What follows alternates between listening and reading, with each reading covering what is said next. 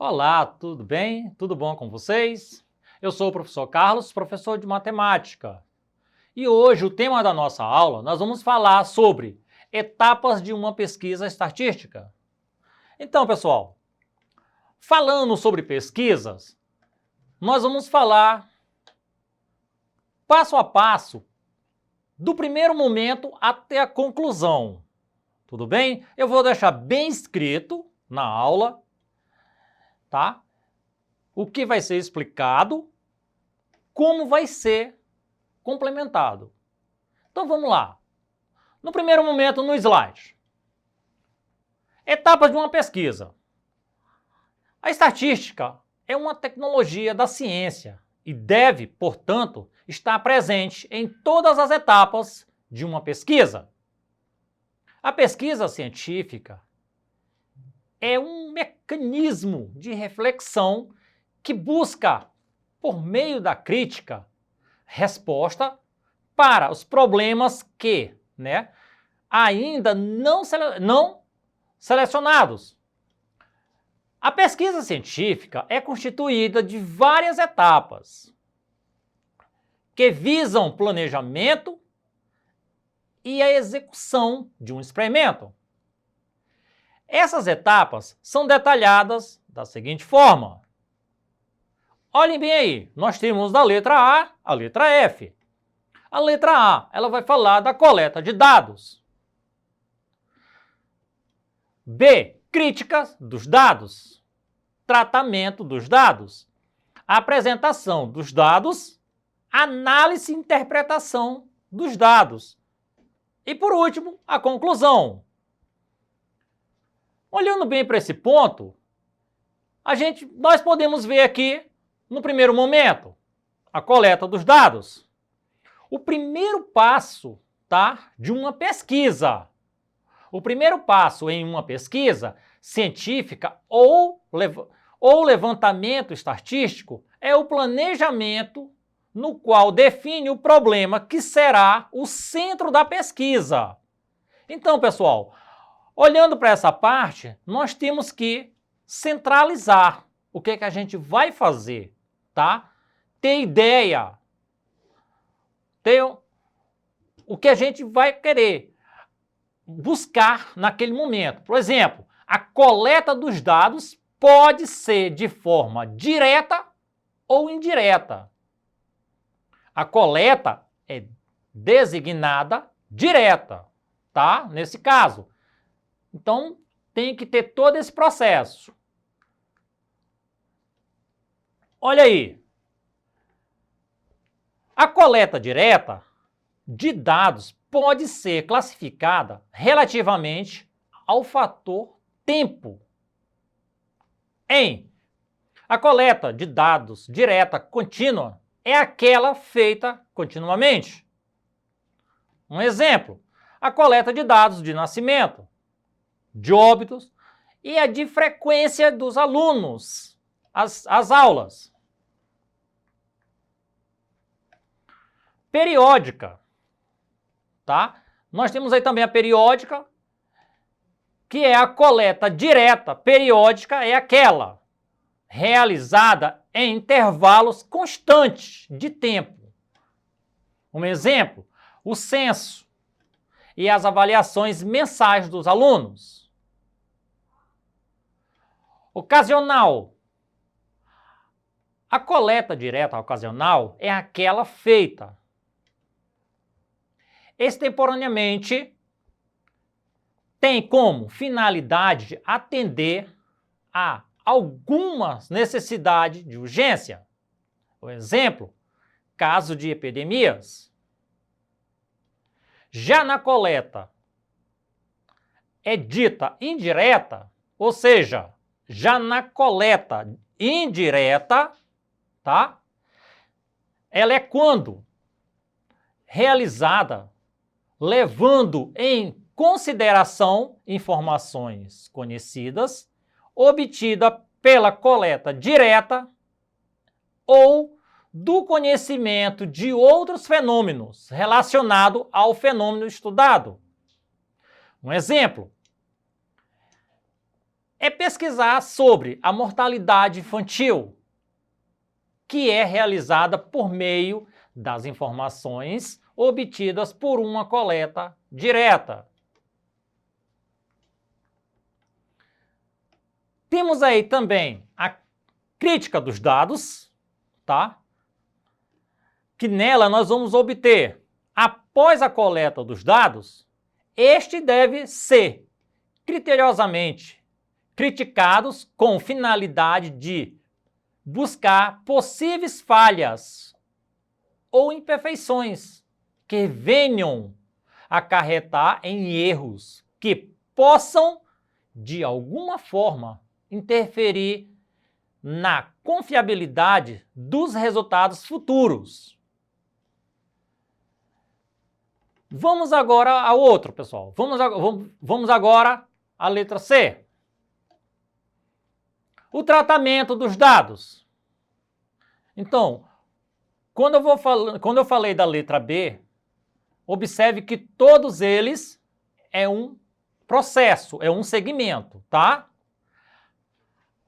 O tratamento dos dados. Após analisar a crítica dos dados, a próxima etapa é ser realizada em um levantamento estatístico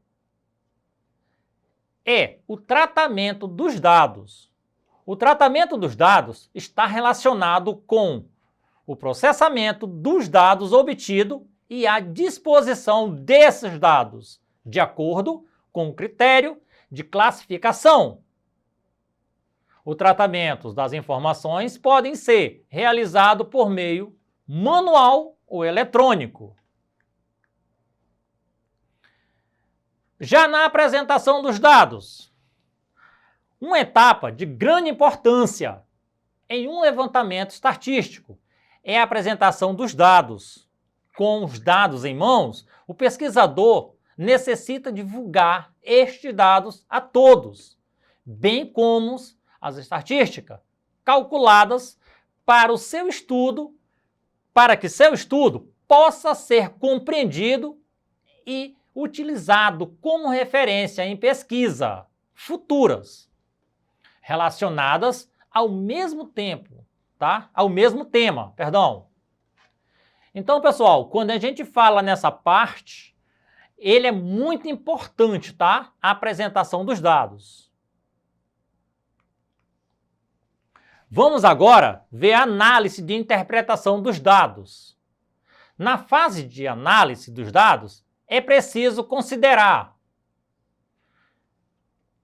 então, presentes na fala do sujeito pesquisador, tá? Dos pesquisados, sujeitos pesquisados, a descrição de acontecimentos vividos em interpretações dessa experiência, representação dessa vivência e experiência. Os dados não falam por si mesmos, eles precisam ser interpretados e analisados à luz de um quadro teórico e metodológico. Independente de serem qualitativo ou quantitativos, o pesquisador ou a pesquisadora precisa ter habilidade para descrever, compreender, prever, controlar e analisar adequadamente os dados produzidos. E aí nós temos a conclusão, que é a apresentação dos resultados. Os resultados podem ser amostrados aos colegas de outras turmas da escola. No caso, se ele tiver numa escola, né, pessoal? No caso, a pesquisa de escola ou uma pesquisa de trabalho. Ou, ao mesmo tempo, a comunidade, se for uma pesquisa feita para a comunidade. A divulgação da pesquisa pode ser feita em murais, seminário, palestra ou até mesmo na mídia, tá? Vamos agora ao exemplo 1. Um professor de física aplicou uma prova valendo 100 pontos em seus 22 alunos e obteve como resultado a distribuição das notas vista no quadro a seguir. Então, olha aí, pessoal. Nós temos aí 40, 20, 10, 20, 70, 60. Então, essa aí foi as informações que ele pegou das notas, tá? E diz, faça os seguintes tratamentos de dados. Escreva o rol dessas notas e determine a frequência relativa da maior nota. Então vamos à resposta. Na letra A, para fazer o rol dessas notas, devemos escrevê-las de maneira crescente ou decrescente. Assim temos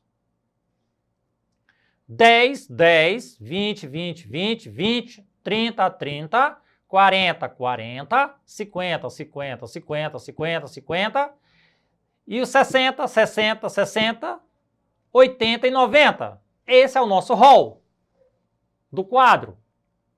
Já na letra B, observando o rol, podemos ver que a maior nota foi igual a 90 e que a sua frequência absoluta é igual a 1, pois ela aparece apenas uma vez. Para determinar a frequência relativa, devemos dividir a frequência absoluta dessa nota pela frequência total. Nesse caso, é igual a 22. Assim, a frequência relativa é 1 dividido para 22, que é igual a 0,045. Para passar esse número para a porcentagem, devemos multiplicar por 100. Então, 0,045 vezes 100 é igual a 4,5%. Vamos ao exemplo 2. Depois de jogar um dado em forma de cubo e de face numerada de 1 a 6 por 10 vezes consecutivas e anotar o número obtido em cada jogada, constitui-se a seguinte tabela de distribuição de frequência. Então aí nós temos uma tabela, pessoal. Tendo essa tabela aí, diz o seguinte: a mediana e a moda dessa distribuição de frequência são, respectivamente, uma dessas alternativas. Então vamos lá. Para determinarmos a média, observe que existe repetição dos números obtidos. Assim, utilizaremos a média aritmética ponderada. X é igual a 1 vezes 4, mais 2 vezes 1, mais 4 vezes 2, mais 5 vezes 2, mais 6 vezes 1. Sobre 4 mais 1, mais 2, mais 2, mais 1. X é igual a 4 mais 2, mais 8, mais 10, mais 6 sobre 10. Somando tudo, nós vamos ter x igual a 30 sobre 10, que é igual a 3. Então, meu x é igual a 3. Para determinar a mediana, devemos organizar o rol de maneira crescente ou decrescente. Lembre-se de que a frequência é a quantidade de vezes que a face aparece. Então, vamos ter aí o 1 repetido 4 vezes, 2, o 4 2 vezes, o 5 2 vezes e o 6. Com o número de elementos do rol é par. Devemos calcular a média aritmética dos elementos centrais que dividem o rol ao meio para determinar a mediana. Assim, 2 mais 4 dividido para 2 é igual a 6 dividido para 2, que é igual a 3. Tá? Então, aí nós já vamos ter a mediana. E a moda é dada pelo elemento que mais aparece, ou seja, que possui a maior frequência. Portanto, temos que a moda é igual a 1. Assim, a média, a moda e a mediana são, respectivamente, iguais. 3, 3 e 1. Portanto, a alternativa correta é a letra B. A nossa aula de hoje, para rever a nossa aula de hoje, acesse a plataforma Eduque e até a próxima aula.